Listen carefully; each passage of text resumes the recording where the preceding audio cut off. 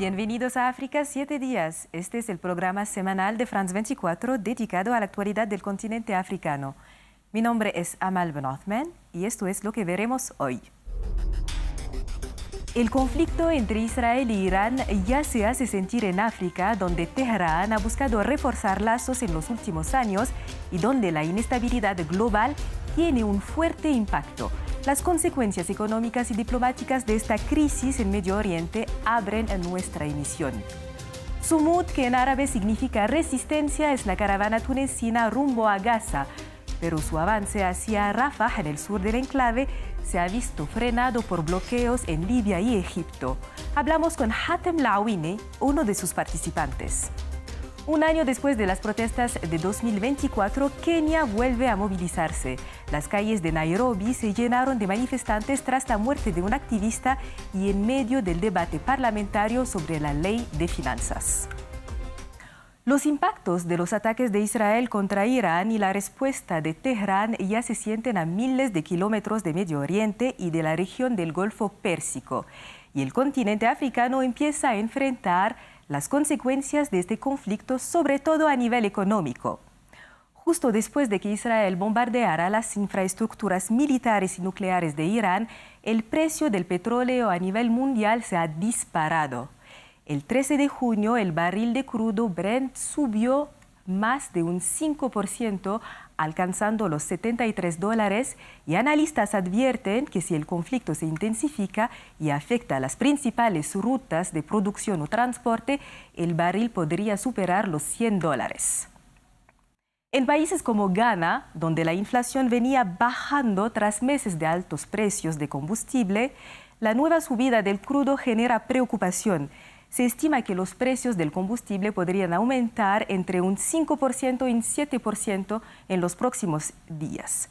Sudáfrica también sintió el impacto. El rand, su moneda nacional, cayó un 1,6% frente al dólar. Pero el impacto va más allá de lo económico. Las relaciones diplomáticas y comerciales que Irán ha construido en África en los últimos años también podrían verse comprometidas.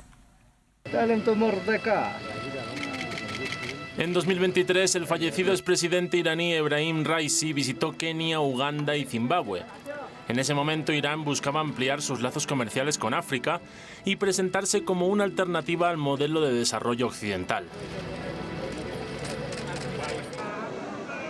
Pero esos vínculos que comenzaban a tomar forma, hoy se ven en riesgo. Con la escalada del conflicto en Medio Oriente, los países que Irán intentó acercar enfrentan ahora un dilema: seguir profundizando esa relación o evitar tensiones con sus socios occidentales.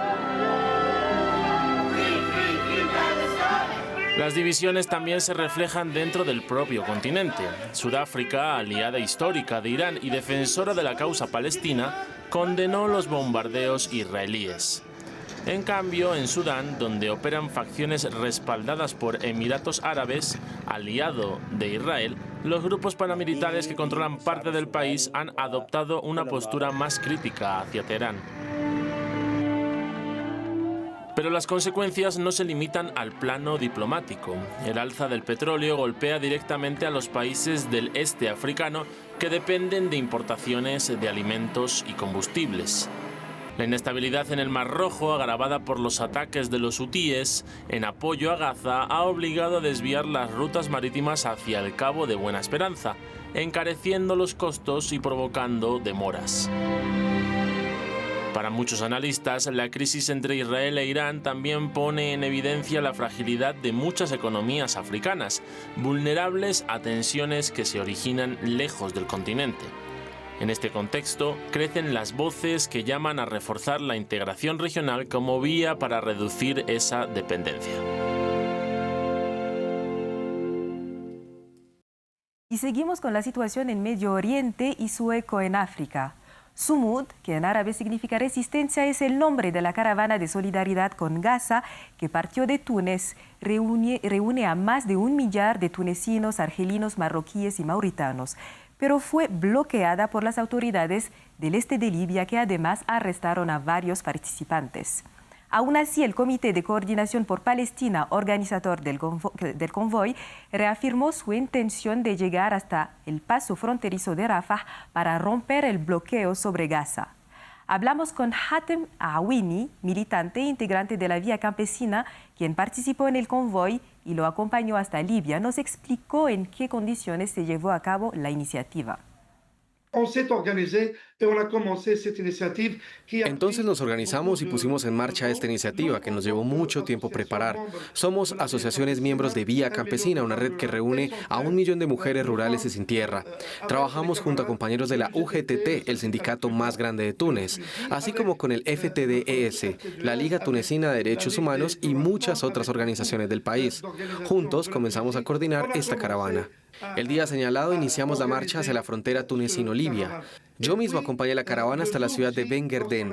Después, mi hijo, la presidenta de la asociación y cientos de compañeros siguieron el camino. Fue un momento profundamente histórico y cargado de emoción. Vimos escenas conmovedoras. Miles, incluso me atrevería a decir, cientos de miles de tunecinos salieron a las rutas para saludar la caravana y brindar su apoyo. Para nosotros, esta caravana representa la voluntad de los pueblos del mundo de romper el bloqueo sobre Gaza y ejercer presión popular para frenar la campaña genocida llevada a cabo por la entidad sionista. También busca permitir la entrada de la ayuda humanitaria que permanece bloqueada en las fronteras entre Egipto y Palestina. Y aunque las autoridades libias y egipcias impidan su entrada a Gaza, sus organizadores consideran que ya ha logrado algo fundamental: reactivar una movilización internacional, visibilizar la causa palestina y denunciar el bloqueo y la violencia en curso. Desde el momento en que salimos de Túnez, sentimos que ya habíamos logrado algo importante. A cada paso, a cada metro, a cada kilómetro recorrido, veíamos a decenas de miles de personas apoyando. Fue una muestra de movilización popular muy fuerte. Y en esta segunda etapa también ha sido clave la cobertura mediática. Nuestro objetivo, por supuesto, es llegar a Rafah. Pero incluso si las autoridades libias o egipcias no permiten el ingreso de la caravana, desde Vía Campesina y en nombre de todos los que participamos, creemos que ya se ha iniciado una nueva etapa de solidaridad internacional y que hay que seguir adelante. En paralelo, la Global March to Gaza, organizada en Egipto con participantes de 80 países, también fue bloqueada por las autoridades locales cerca de la ciudad de Ismailia. Decenas de activistas fueron interceptados, algunos agredidos y sus pasaportes confiscados. Cambiamos de tema.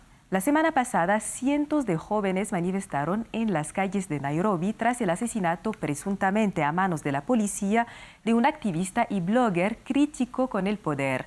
Estas protestas reflejan un clima de creciente represión contra las voces disidentes y coinciden además con el debate parlamentario sobre la controvertida ley de finanzas, justo un año después de las movilizaciones que sacudieron al país y debilitaron al gobierno. Veamos. Las protestas se reavivan en la capital keniana, Nairobi. Los manifestantes exigen la renuncia de Eliud Lagat, número 2 de la policía, tras la muerte del blogger Albert Ojwang, en una comisaría días después de criticarlo. Nuestra primera exigencia es que Lagat sea arrestado de inmediato y enviado a prisión. Uno de los nuestros fue asesinado. Se lo llevaron de su pueblo a Nairobi. Más tarde supe que lo mataron. Fue estrangulado después de recibir una brutal golpiza. No se golpeó la cabeza contra la pared, como dijo la policía. Lo mataron. Por eso estoy aquí. Estoy profundamente dolida. La policía habló primero de suicidio, pero los forenses lo desmintieron. Albert tenía signos claros de violencia. 5 agentes fueron suspendidos y uno de ellos ya compareció ante el tribunal. La presión pública creció tanto que el propio presidente William Ruto calificó la muerte como inaceptable. La ira en Kenia no se debe solo a la brutalidad policial. Las protestas también coinciden con el debate en el Parlamento sobre el presupuesto nacional. Kenia, fuertemente endeudada, enfrenta una crisis social. Sube el costo de vida, escasea el empleo y la élite política está marcada por la corrupción. El proyecto de ley de finanzas de 2024 planteaba aumentar los impuestos a productos básicos como forma de recaudar fondos y comenzar a saldar la deuda externa. La indignación fue tal que miles asaltaron el Parlamento el 25 de junio de 2024 y obligaron a Ruto a retirarlo. La represión dejó al menos 60 muertos y decenas de detenidos ilegales. algunos aún desaparecidos. Para evitar una nueva revuelta, el gobierno promete ahora un plan fiscal con menos carga impositiva. Y ahora cruzamos de continente para llegar a América Latina. Entre el 22 y el 26 de mayo se llevó a cabo en Colombia un intercambio entre comunidades afrodescendientes y una delegación sudafricana. Durante 5 días de encuentros se compartieron experiencias en defensa del territorio, justicia ambiental y soberanía alimentaria, entre otros temas. El encuentro evidenció que las luchas territoriales y sociales del sur global comparten raíces, desafíos comunes y posibilidades de colaboración. Hablamos con el profesor Joseph Ariza, miembro de Pacífico Task Force, alianza de organizaciones del Pacífico colombiano que dio origen a esta iniciativa. Nosotros en Pacífico Task Force, que es una plataforma de trabajo colaborativo del Pacífico colombiano, consideramos que es muy importante tener estos diálogos con organizaciones del continente africano porque nos permite este diálogo, uno, identificar luchas que compartimos. Dos, intercambiar aprendizajes de nuestros procesos autónomos, identificar en qué se parecen, cuáles son esas diferencias y reflexionar sobre ello. Pero la tercera, que es la más importante, tiene que ver que en función de esos aprendizajes identifiquemos posibilidades de colaboraciones concretas para explorar. Los participantes compartieron preguntas, reflexiones y propuestas de colaboración futura. El intercambio resaltó el potencial de la cooperación entre pueblos del sur global más allá de los gobiernos. Yo celebro mucho que este encuentro haya posibilitado esta diplomacia de los pueblos, y es un término que utilizó nuestra embajadora de Colombia en Sudáfrica en uno de los espacios que ella presidió. Y yo creo que es importante porque si bien es cierto que el gobierno nacional facilita, son las organizaciones las que dialogan. Somos las organizaciones de la sociedad civil las que establecemos el contacto, las que construimos, en este caso, un canal de comunicación que nos permite soñar juntos y ojalá trabajar juntos. Llegamos al final de esta edición de África 7 días. Gracias por acompañarnos. La información internacional sigue en France 24 en 4 idiomas.